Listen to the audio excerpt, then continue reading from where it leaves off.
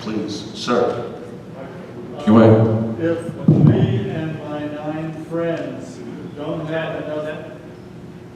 Hold on for a microphone,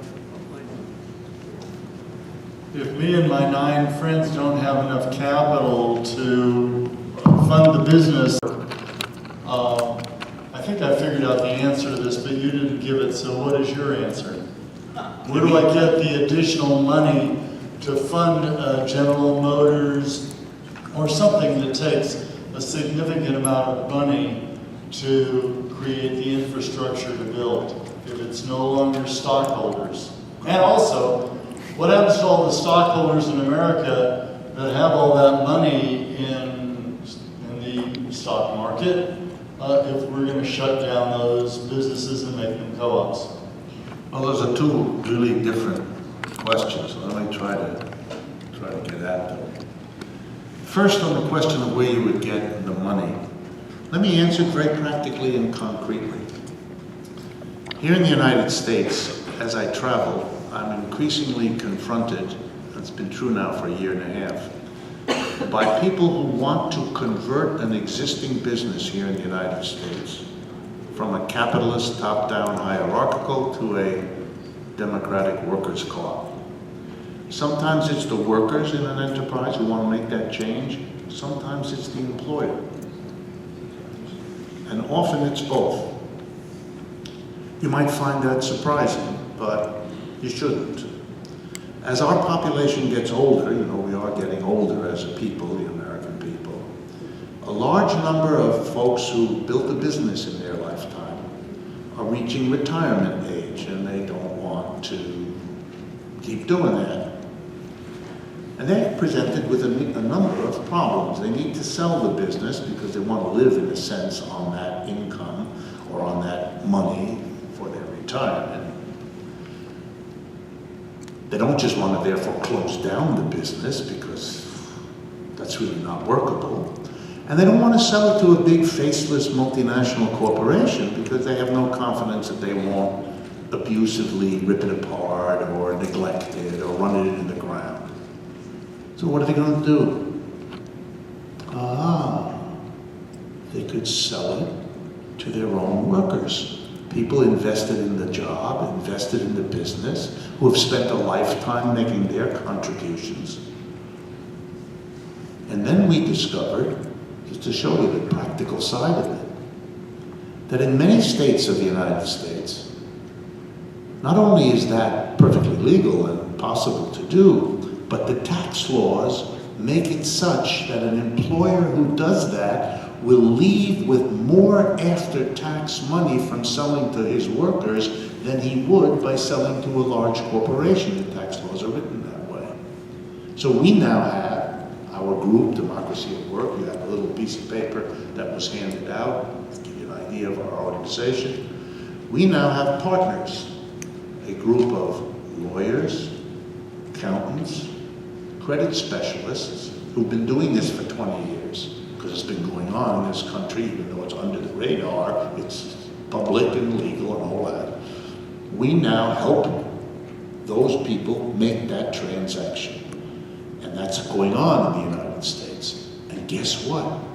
It works very well, so that there are now banks all around the country who have made loans, here we go now, loans to the workers to enable them to buy the business from their own employer and make it run as a workers' co-op. So we have the access to the capital that would be necessary to make that kind of transition. And more or less that kind of thing now exists in other countries as well, some better, some not so well, depending on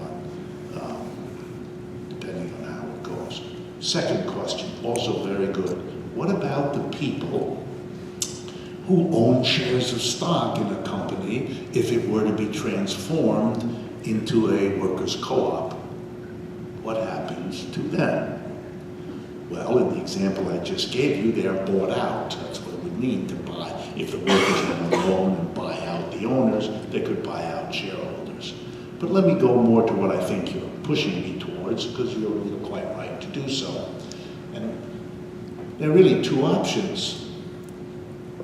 One is to say to those folks, who own the shares. And remember, 1% of the share owners own 75% of the shares. So we're talking about a small group here by and large. One thing is to say to them, you lose.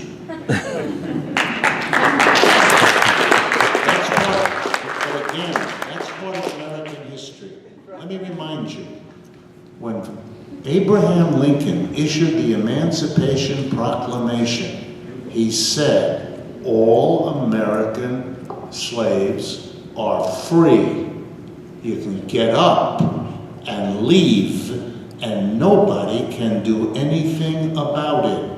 In that act, he deprived countless slave owners of the single most important wealth they owned, which was the slave they had purchased before. We disenfranchised the slave owner. We took away his or her property, and we didn't give them squat for it. We told them, in so many nice words, you lose. You're not getting anything. This is over your system.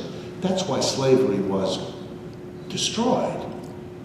It wasn't an act of proclamation because the president said it. It was because behind that was an army, the Northern Army, prepared to enforce that your property wasn't your property anymore. I'm not arguing we should do it, but it is part of American history, and if we felt about capitalism the way Lincoln felt about slavery, we'd end the institution, and the people who had invested in it would be the losers. Here's an alternative. Here's an alternative. And the alternative comes from Russia, pre-Soviet Russia. In 1863, the Russians ended feudalism in Russia. They basically said to landlords who had whole villages of serfs, people that were beholden to them, who had obligations to deliver half of everything they produced to the lord of the land. That's how feudalism worked. They abolished feudalism. They basically said, as of today, the Tsar said, as of today, the serf owes you nothing. But they took a different tack. The government issued special bonds to the serf owners, said, this is your compensation. You've lost your serfs. You don't anymore have all of that, but you now own a piece of paper that requires the government to give you interest every year and eventually pay you a sum of money. So that was a kind of compensation to the landlord for having lost the serfs that were their wealth. So you could go in that direction. Or you might do a little bit of both. You might say you lose to the biggest ones and help out with compensation the smaller ones if they are smaller shareholders, don't have that much. And so these are problems that are eminently solvable. History provides us with what we need in the way of good guidance.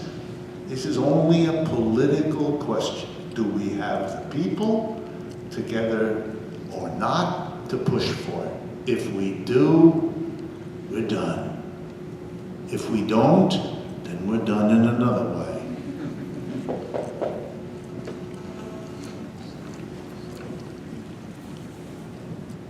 Would you care to comment on the two largest nations in the world in terms of population, and in particular the government stimulus of the economy in China, which has, among other things, resulted in what was called ghost cities? I'm not sure I heard all of it, but most of this is about China. You have some commentary about China. Did I get you hear it correctly? The economy and has resulted in ghost cities? Yes. China. Let's talk a little bit about China and its ghost cities. The ghost cities, for those that you're not aware, the Chinese have spent an enormous amount of money in recent years on what they call infrastructure, public building of apartments and bridges and office towers, many of whom sit empty, unused. And so they got called ghost cities or ghost neighborhoods, things like that. What is going on with China? Very important. It's now really the case that as much as any other country affects what's going to happen in your and my lifetimes, it's the People's Republic of China. So it's an area that we do not pay enough attention to, and the kind of attention we do pay is so awful that it's probably better if we didn't know anything. All right, so China is now a major global economic power. That is an amazing thing to say, given how poor and how backward it was not so long ago. For the last 20 years, the United Nations makes a list of all 187 countries that exist in the world, measuring the rate of growth, how fast is each country growing. For the last 20 years, the #1 country of growth in the world is the People's Republic of China. It is an absolutely stunning record of economic expansion. This year, which is one of their slowest in a long time, the Prime Minister there, President, announced about a month and a half ago how sad he was that the rate of growth this year in China will be 6.9%. That's roughly 4 times what it will be in this country, 4 times greater. The two countries are converging. The Chinese are catching up with the United States at an incredible speed. Number 2, the United States is now the greatest debtor country in the world, that we as a nation owe more money to other countries than any other country on earth. The largest creditor of the United States, the country that has the most loan to the United States, is the People's Republic of China. The #1 capitalist country is the largest debtor in the world, and the #1 communist country is the largest creditor. Think about that just for a while. If the word is that we're supposed to live within our means, whatever exactly that is supposed to suggest, then we as a nation can't manage it, and they are so far ahead of us, it's a different league that we're talking about. How did the Chinese do this? They fundamentally made a shift in strategy in the 1980s. In the 1980s, they made a decision that they could grow economically if they did 2 fundamental things. First, unlike the Russians, their model at the time, the Soviet Union, remember the 1980s, the Soviet Union still exists. They would follow, unlike the Soviet Union, they would make their economic growth be export dependent. In other words, they would build their industry by producing for the rest of the world. That's why you're all wearing Chinese clothing. That's why you're toasting your bread in a Chinese toaster. Your computers are made there, and your TVs are made there, and your watches are made. Get the picture, and parts of your cars are made. You know, everything is made in China. And a large number of things that don't say made in China are also made in China. Okay? I can assure you. So, that was the first decision. They would produce for the world, and they would do it because they have cheaper labor and they have a disciplined, educated labor force. The second decision they made was that they needed to catch up on the latest technology And they needed help in getting the goods they could produce in China with their cheap labor and their skills and their discipline. They needed help in distributing it around the world. Because it's one thing to produce even a cheap good, you still have to get it to where people will buy it. So they invited American corporations and European corporations and Japanese corporations to come into China. They made it attractive for them to come. And they came in huge numbers. So for example, here in the United States, when we hear all this talk about Chinese goods coming here, half of the goods from China that come here are made by subsidiaries of American corporations who went there precisely to take advantage of the cheap labor and the positive inducements so that they could produce in China at a low cost what they used to produce at a high cost here in the United States, because it's more profitable.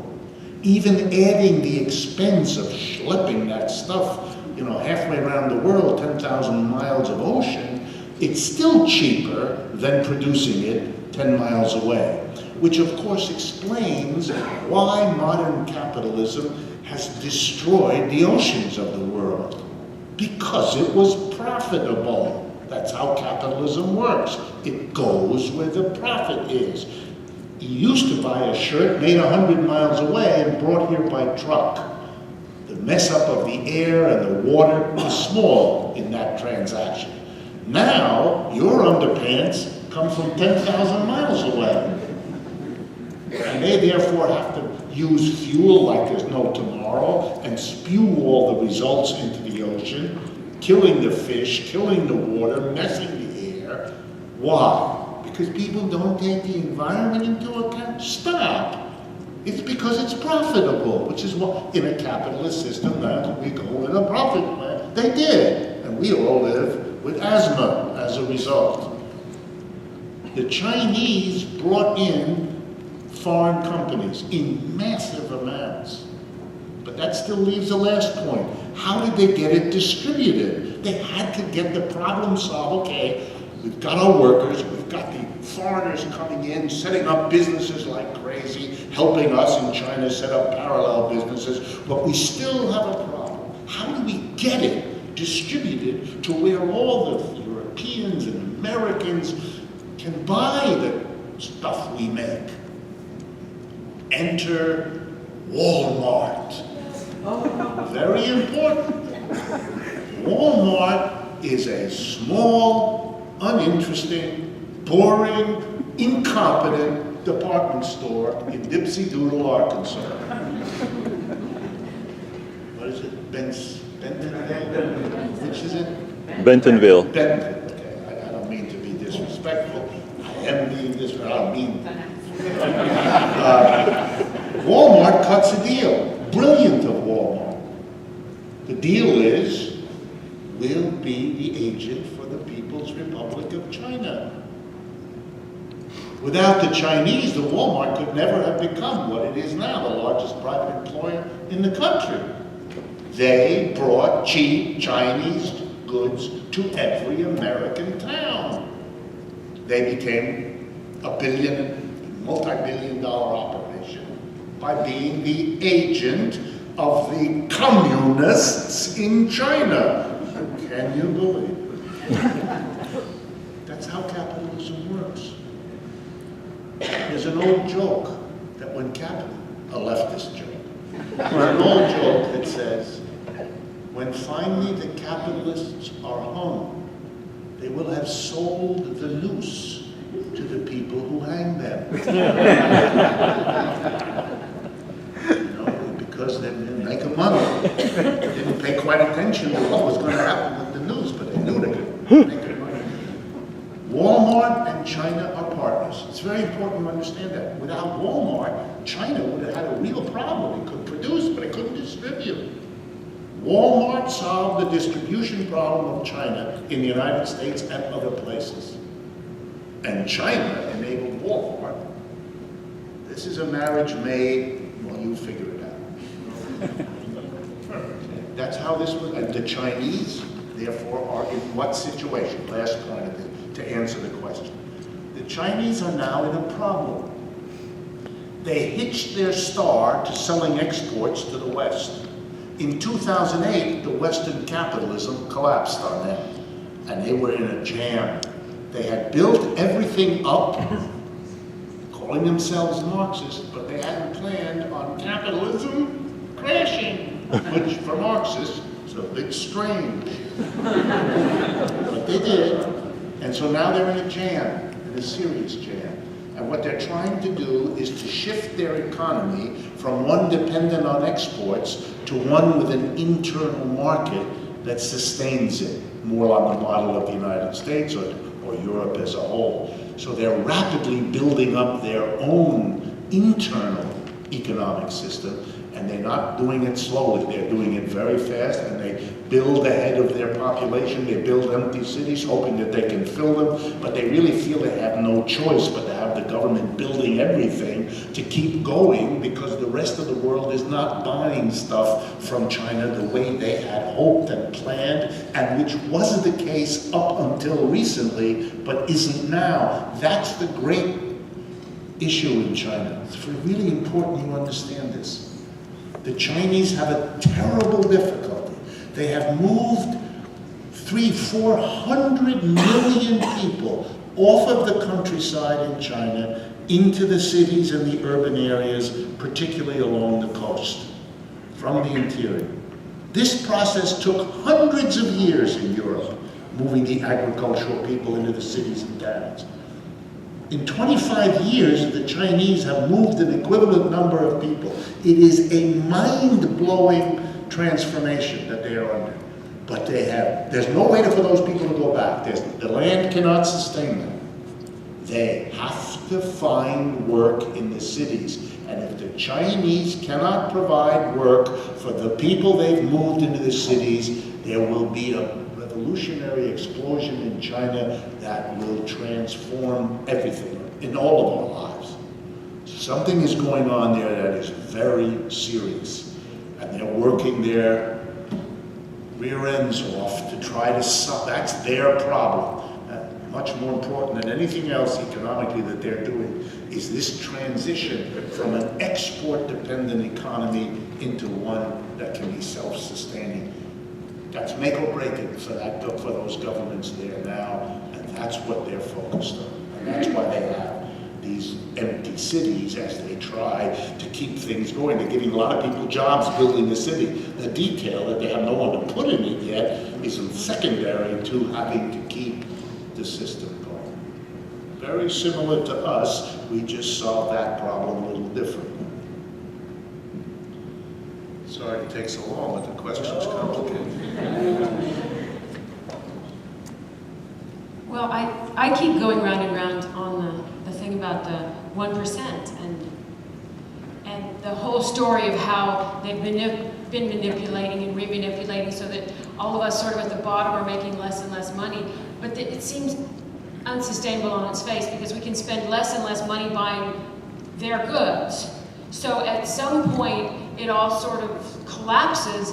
Are they, and they're not stupid people. Not at all. So at some point, are they hoping to get back to a serf population that will wait on them hand and foot and wipe their butts for them and all that? Or what is their end game, or are they clear on one? I don't think they're clear at all. I think they're confused and worried and have a whole set of different and often clashing ideas. But there's a lot of wisdom in the question you asked, so let's just briefly unpack it. It is a classic contradiction of capitalism. It's a perfect phrase and it captures it. And you all know this, it's just you have to put it into words. Every capitalist is trying all the time, more or less intensely, to do what we call reduce labor costs. Either to do work with less employees, or if you can't get that, pay them less. To cut your labor costs is part of what running a business is about. It's not your only problem, but it's always a problem. So capitalists are always trying to do what they can to reduce the number of laborers and or how much they pay them. But of course, the absurdity is the more successful you are at reducing your labor cost, the less the people who you have to ultimately sell your stuff to can afford to buy it. So what you do that helps you cut your labor cost hurts you by cutting your demand, cutting your buyers. So if you then try to solve the problem by doing something good for your buyers, by raising their wages, you eat into your profit. Capitalism has never solved it. This is a contradiction of this system, and all it does is wobble from one to the other, always bumping up against that difficulty. So that's number one. Number two, the 1% have already done what you've said. I won't use your colorful phrase. I assume everybody heard it and can enjoy it. Once around will do. But what are the growth sectors in this country? We're not growing our manufacturing sector, it's shrinking. What's growing in this country are fitness centers and nail spas and security guards. It's an endless series of personal services. We are dividing ourselves, I'm going to exaggerate, but not by much. We're dividing ourselves into one group of people who can afford every conceivable personal service. In New York City, I don't know if this has arrived in Houston, I'm sure it has. We have an army of people who walk dogs. We have an army of people who plan the birthday parties for children. We have personal, I didn't make this up, personal shoppers. You know, I think they're specialized. Personal grocery shoppers, personal clothes shoppers, personal furniture shoppers. These are people that you pay to literally do, you know, tie your shoes in the morning, brush your teeth, you know, pick your nose, whatever. And it's an army, but that's what happens when you have a gross inequality of income. And there are no jobs, people have to hook or crook. Around the corner from where I live is a Starbucks. I occasionally go in there and get a coffee when I'm in a rush. So I was sitting there a month or two ago, and a young woman looked about, I don't know, 20, early 20s, came in, was shy and hesitant, but kind of went over to the, I don't know if you call it that here in New York, you call these baristas, you know, the people who make the coffee. And she went over to a nice young African-American man, and she said, and he looked at her and he was very friendly, and he said, what can I do for you? And she said, in low voice, could I have an application form? So he goes over and he gets the application form and he hands it to her, and with a really sweet look on his face, he says, look, honey or dear, you can fill it out and I'll take it and I'll put it on the pile. But let me ask you a question. Do you have a bachelor's degree, a BA degree? And she said, you know, with a shamefaced look, no, not yet. I'm working on it. He said, well, they're not going to hire you. They'll never hire you. In order to go this on a coffee machine, you need a bachelor's degree. What is that? What is that? They do that because they can. That's why. They do it because they can. And so now you have, so we're developing into a society that has 1% of the people with a lot of money, and everybody else is going to be a servant. You know, 100 years ago, that's how it was handled. The rich people had 27 folks living in the house. The butler and the maid and the governess for the children and all the rest of that. So we have gone back to the inequalities of the late 19th and early 20th century, and we're reproducing in a slightly adjusted form the comparable job categories. But instead of living in the back over the garage as you're the chauffeur, you're We now have 800 million Uber drivers. This is all the same. It's all the same.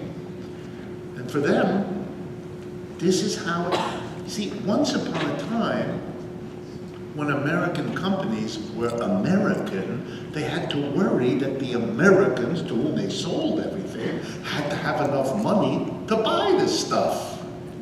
They don't worry about that anymore because they are global corporations. Having moved production to India, China, and Brazil, that's where wages are rising. That's where economic growth is occurring. And every competitor knows you're in better shape for your competition if you're located where the market is growing. The United States is referred to today as, quote unquote, a mature economy, not a compliment. Not good to be mature. It's good to be a young, rapidly growing market. We're not that. So they're going to sell someplace else. They're all excited about opening in the new malls in China and India and so forth. Even though the percentage of their people that are rich is small, these are huge countries, so the small percentage is a lot of buying power. And that's where they see their growth, and they're not going to worry about the United States. Detroit becoming a backwater, poverty-stricken. Who needs it? Cleveland? Who needs it? Tiny parts of these cities in the middle have tall skyscrapers for conventions and hotels and that stuff, but within 3 blocks, disaster, poverty, and so forth. And nothing happening to. That's why, as I said, the United States economy is in a very serious set of problems.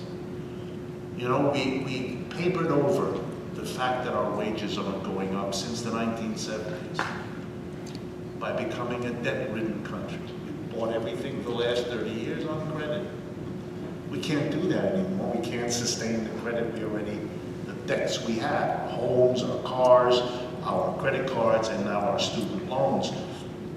So the wages aren't going up, American workers aren't needed, and borrowing can't go up anymore. The banks are getting nervous about lending.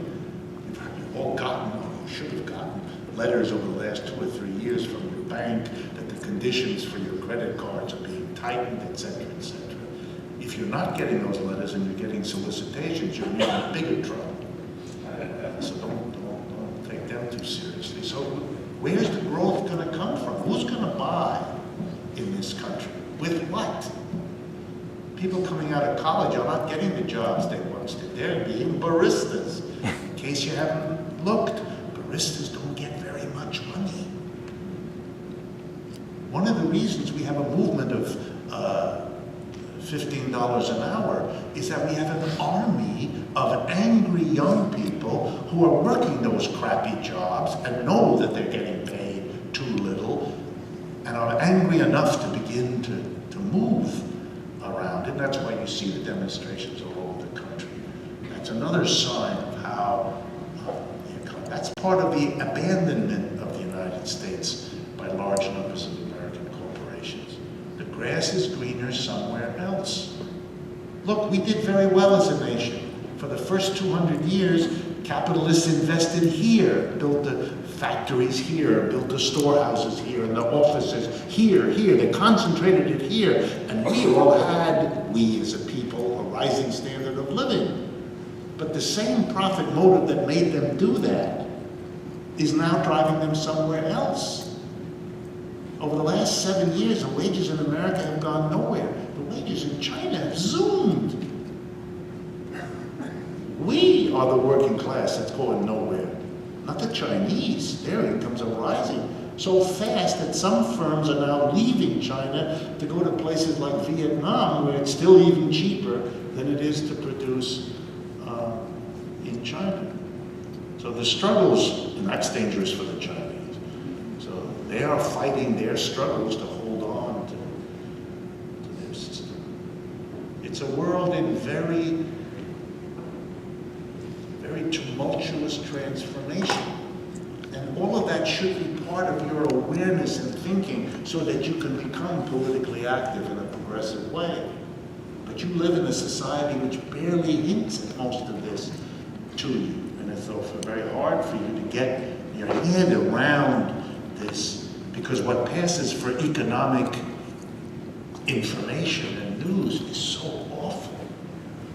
I have no illusions. I know that a major part of whatever success my economic update program has is not about the particular twist I apply, but that I basically try to explain what's going on, and folks are very grateful, which I understand, that someone is taking the time to kind of figure some of this out, so it becomes less of a chaos and more of a set of ideas of what's happening that can be useful. And then I explain, and then I sneak a little of the politics.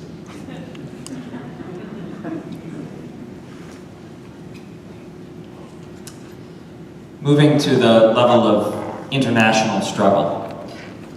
I think we were all very disappointed in the failure of Syriza, and it seemed to drive home the point that was also made by the free trade agreements, that it does not really matter who you elect, that even if you can elect a radical leftist government, they simply don't have the political power to implement anti-capitalist policies without catastrophic results. So in light of that, do you still have hope for Podemos or their counterparts in Ireland or now Portugal? And is domestic electoral strategy still worth putting our energy into? Yeah, I still have confidence and hope, and I think it's worth it.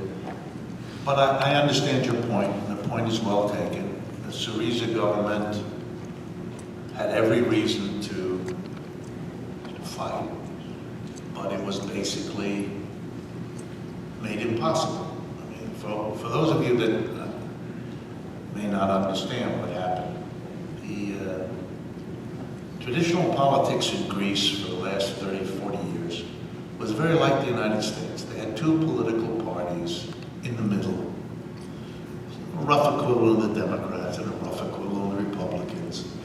The rough equivalent of the Republicans was called the New Democracy Party, and the rough equivalent of the Democrats was called the Greek Socialist Party, possibly. And together they got 2/3 of the vote. They dominated the way Republicans and Democrats dominate here. And then in 2012, with the catastrophic crisis of 2008, which hit Greece very hard, the mass of the Greek people had it. It's something that could happen in the United States. It hasn't yet, but it happened in Greece. And suddenly, the two parties that completely dominated were abandoned by the Greek people. It went from getting 2/3 of the vote to getting 25 to 29% of the vote. And a little left-wing party, 3 or 4, part of an answer to your question, a little left-wing party came out of nowhere and said, we will fight against austerity, we will restore Greece to decent, we will not let ourselves be savaged to satisfy the bankers in Germany and all the rest of it. And they were elected, and they were given the dominant position in Greece, which they still have. And when they were challenged by the Europeans, that's a nice way of saying the Germans, who have managed to become stunningly popular on a scale that was last achieved by Hitler. They put it to a plebiscite, a referendum in the country, and the referendum was overwhelmingly good for you, Syriza, fight against it. And then the Germans giggled and said, okay, we're going to play hardball, we're cutting off the money. That's it, you're not going to have any money. No money. All of you Greek people, you're going to go to the bank. This is good for you to learn, by the way, because none of you believe that this is going to happen in the United States, and that's terribly naive of you. So let me tell you how this works. Greece is part of the euro. The euro has a central bank like our Federal Reserve. It's called the European Central Bank. And the European Central Bank said to the Greek banks, we're not giving you any money. And they said to the Greek government, we're not giving you any money either. So now what? Now you go to the bank to get out your money. Sorry. But it's my money. Sorry. But it's my, how many times do I want to do this? You're not getting anything. Until your government behaves the way we want it to, you're not getting anything. The people that just voted overwhelmingly, 60%, to do something. It was the democratic will of the people, and the Germans, they're not even Greek people, the Germans said, we don't care. You're going to do what we want, not what the majority of people. Look, if Americans took democracy seriously, there would have been debates on the streets in the United States. How do this is, what? I mean, either you go with the democratic decision or you don't. It's as if we had had a 60% vote for, I don't know, let's pick something that'll be exciting for you. 60% of us voted for Donald Trump. And Mr. Obama went on the television and said, well, that's not acceptable. He can't have it. What? You know, it would be a big deal in this country how to resolve such a, we can't even imagine it. But now imagine the same story, but it isn't Obama, it's, I don't know, Mrs. Merkel, who informs us that Trump is not acceptable. What? But that's what happened. And they said, you know, you want to proceed, have a nice day, but you have no money.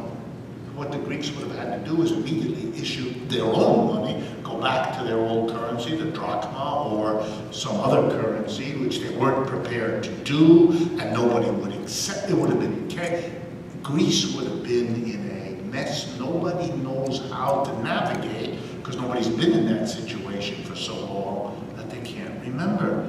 And the Greeks then, the Syriza government, decided if they tried to fight it, it would be chaos in Greece. Their political enemies would blame that chaos on them, and they would go down to defeat, and so they might as well try something else. So they caved in, basically, and are now, by the way, right now, fighting to get a slightly better deal from Mrs. Merkel. She's resisting, and that's why there was a general strike this week, in which the unions and radical students shut down Athens, their major city, in order to get a protest against what Merkel and the Germans are continuing to do. So the question is correct. Is it possible to move in a single country? Portugal is about to face almost the same situation. The Spanish are right behind them. The Italians are right behind them. The Irish are right behind them. All of them are, you know, tremendous tension inside the society, pushing to try to go in that direction. Some more developed, like Spain, some less, like Ireland, and so on. It varies. And they were all wondering, can we do this as a single country? Could we even do it as a group of countries? But the answer is, nobody knows. At some point, for the Germans, this is not a workable arrangement. The Germans cannot be the bully, isolated control freak that some of them want to be, because the memory in Europe is not that old. The last time Germans did that didn't work out real well. And that's very dangerous for the Germans, because if you ever look at the German statistics, Germany depends on selling its stuff to the rest of Europe. If the rest of Europe either can't or won't buy it, that's a big problem for Germany. They got to figure that out. They're stuck in that same contradiction. They can't immiserate the Greeks and the Portuguese and the Spanish because they need them to buy the German products. And that has to be resolved. They don't know quite how to do that. They can't sell to the Chinese the way they once did, because the Chinese don't want to be dependent on buying from the Europeans and trying to develop their own capacity. You have all these countries trying to solve problems without understanding that the way each of them is going about it creates obstacles and problems for all the others.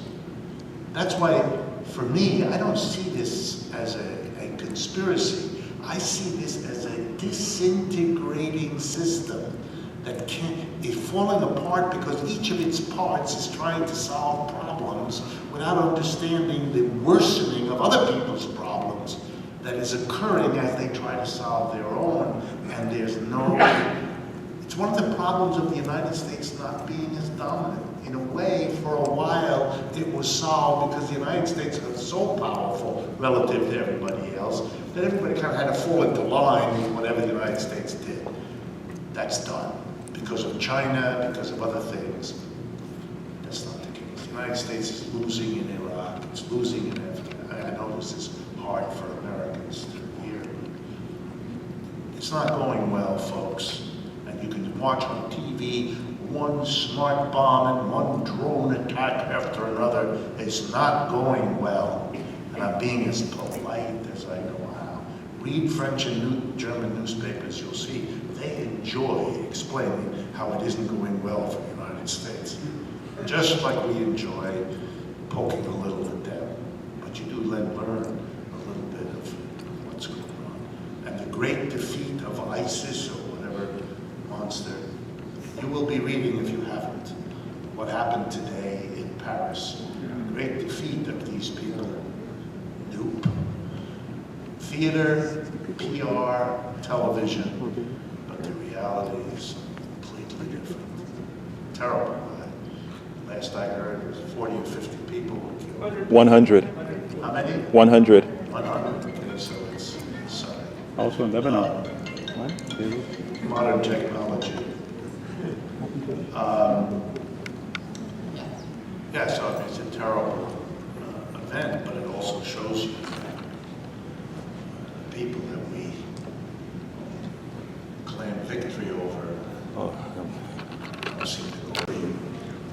The people that are now in the room, maybe half the folks have gone, but the people that are now in the room, Margaret Mead, one of the greatest anthropologists of all time, has a wonderful line.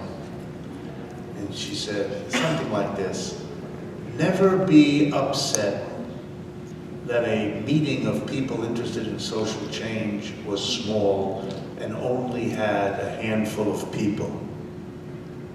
Because every social change that ever happened started that way. Very smart thing for her to say.